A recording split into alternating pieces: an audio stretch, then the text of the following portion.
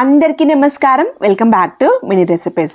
ఇవాల్టి వీడియోలో ఇడ్లీలకి కాంబినేషన్ గా ఉండే హోటల్ స్టైల్ సాంబార్ రెసిపీని షేర్ చేస్తాను. రెసిపీలోకి వెళ్తే కుక్కర్లో ఒక చిన్న కప్పు పెసరబ్యాళ్ళు, అలానే ఒక చిన్న కప్పు కందిబ్యాళ్ళు పెసరబ్యాళ్ళు సేమ్ క్వాంటిటీలో తీసుకొని ఒక 4-5 సార్లు బాగా వాష్ చేసేసుకొని తగినన్ని నీళ్లు పోసేసి కొద్దిగా పసుపు ఆయిల్ వేసేసి ఒక 4-5 విజిల్స్ వచ్చేంత వరకు మెత్తగా ఉడికించుకోవాలి. బ్యాళ్ళు ఎంత మెత్తగా ఉడికితే అంత టేస్టీగా ఉంటుంది సాంబార్. బ్యాల్ అనేది కనపడకుండా పప్పు గిత్తి అవసరం లేకుండా స్పూన్ తో మెదిపేంత మెత్తగా ఉడికించేసుకోవాలి. బ్యాల్ అనేది కనపడకుండా మెత్తగా మెదిపేసిన తర్వాత ముందుగానే నిమ్మపండు సైజ్ అంత చింతపండుని నానబెట్టుకొని గుజ్జులాగా తీసి వేసేసుకోవాలి. పులుసు కొద్దిగా ఎక్కువ ఉంటేనే టేస్టీగా ఉంటుంది.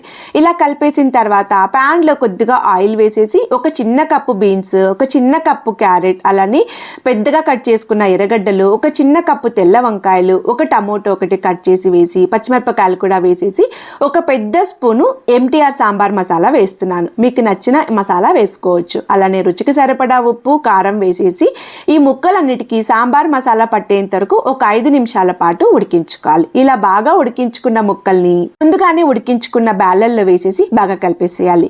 ఇంకా నచ్చితే మీకు ఎక్కువ వెజిటబుల్స్ కూడా వేసేసుకోవచ్చు. ఇలా వేసిన ముక్కల్ని బాగా కలిపేసి తగిన నీళ్లు కూడా పోసేసి ఉప్పు కారాలు ఏమైనా తక్కువైతే అడ్జస్ట్ చేసుకొని ఒక 2 విజిల్స్ మాత్రమే వచ్చేంత వరకు ఉడికించుకోవాలి. ఎక్కువ పెట్టకండి, వెజిటబుల్స్ చాలా మెత్తగా అయిపోతాయి. ఈజీ ప్రాసెస్ లో చేయాలి కాబట్టి కుక్కర్ లో చేస్తున్నాను. మీకు నచ్చితే గిన్నెలో అయినా ఉడికించుకోవచ్చు. 2 విజిల్స్ కి ముక్కలకి మసాలా బాగా పట్టి ఉడికిపోయాయి. నేను ఇడ్లీ లెగ్ చేస్తున్నా కాబట్టి కొద్దిగా నీళ్ళగా చేస్తున్నాను. మీరు చిక్కగా కావాలనుకుంటే కొద్దిగా నీళ్ళు తక్కువ పోసుకోవచ్చు.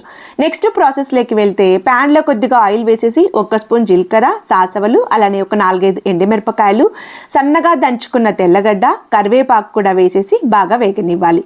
ఈ తిరగవాత అనేది పెట్టుకుంటేనే సాంబార్ మోర్ టేస్టీగా ఉంటుంది. అందుకని లాస్ట్ కి తిరగవాత పెట్టేసి సాంబార్ లో కలిపేస్తున్నాను. సాంబార్ ఇడ్లీ లేకే కాకుండా రైస్ లేక్ కూడా కాంబినేషన్ గా చాలా బాగుంటుంది. రైస్ లేకి కొద్దిగా చిక్కగా చేసుకుంటే మోర్ టేస్టీగా ఉంటుంది. Hotel style easy sambar recipe మీకు నచ్చిందని అనుకుంటున్నాను. నచ్చితే లైక్ చేయడం, హైప్ ఇవ్వడం, ఛానల్ ని సబ్స్క్రైబ్ చేయడం మర్చిపోవద్దు. మరొక మంచి వీడియోతో మళ్ళీ కలుద్దాం.